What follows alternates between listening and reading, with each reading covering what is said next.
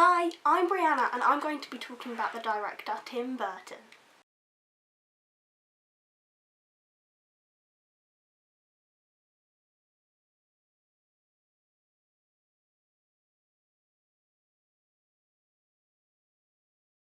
Tim Burton was born on the 25th of August 1958 in Burbank, California. He studied at the California Institute of the Arts where he majored animation.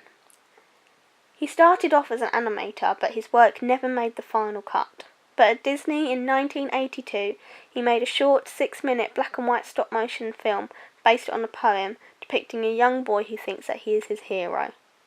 This was called Vincent Price. The film was produced by Rick Heinrichs, who Burton became friends with after working in the art department at Disney. As a child, Burton was engrossed with classic horror, and in 1984, Burton created a unique version of the story Frankenstein with a live-action short, Frankenweenie. After working with Disney, he decided to make his own production company. In 1992, he joined together with a team of directors and producers to make the Batman sequel, Batman Returns. The following year, he produced an animated musical, The Nightmare Before Christmas, which was a long and painstaking process of stop-motion animation, but became a commercial success.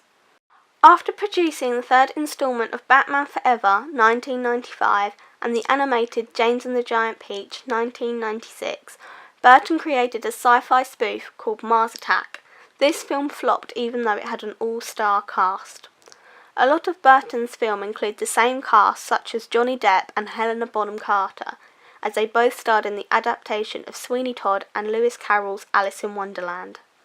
Tim Burton is considered an auteur because of the theory that a director can earn a higher status than others by having a unique style that is recognisable to the audience. In school life, Burton was a lot different to the rest of the kids at school because he dressed differently, and he soon became isolated from society. This can be hugely reflected in his films, as the main character is not usually a mainstream jock or cool kid, but someone who is alienated from society. His school life has made a big appearance in films like Edward Scissorhands, as he is not completely mentally and physically different, but he physically cannot make contact with anyone because of his sharp fingers. This shows how misunderstood people can be because of their mental or physical appearance. Here is a list of a few of his films that he has done. Beetlejuice, remake of Lewis Carroll's Alice in Wonderland, Edward Scissorhands, The Nightmare Before Christmas, the remake of Charlie and the Chocolate Factory, and his most recent film, Miss Peregrine's Home for Peculiar Children.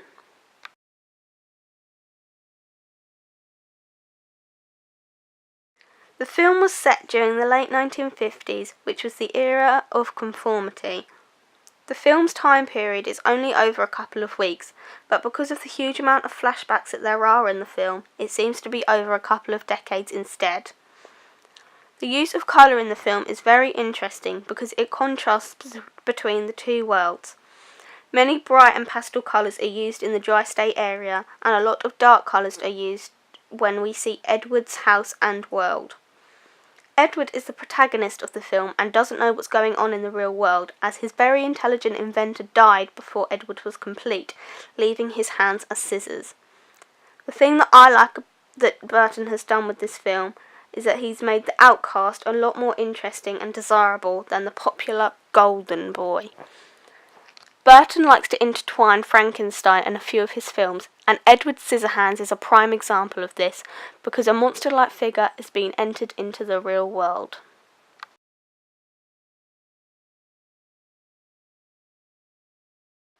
Burton decided to change this semi-child, semi-adult tale into a slightly darker theme. The dark tones makes this film a lot more mature and sinister than the original, which is very Burton-esque thing to do, and this is what he does in a lot of his films.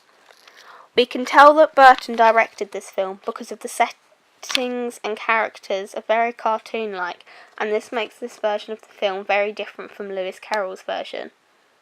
Some people say that this version of the film is too gory because the Red Queen not only chops off people's heads, but they are also seen in a bloody moat around the castle.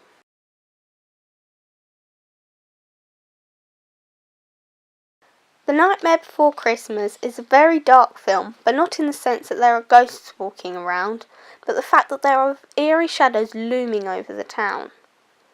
Burton did not only use lighting to make the town look a bit creepy, but he got inspiration from old German expressionism in areas like set design to make the film look scarier. Christmas Town is very cheery as you would expect, but the real world is very plain and boring. This is used to give the town its own flavour. Tim Burton does not attempt realism in any of his films, especially the animated films. An example of this is when Jack Skellington walks along the curled-in cliff as it unravels itself. Burton did not realise how big this film would become, and he thought it was just going to be a one-off TV show.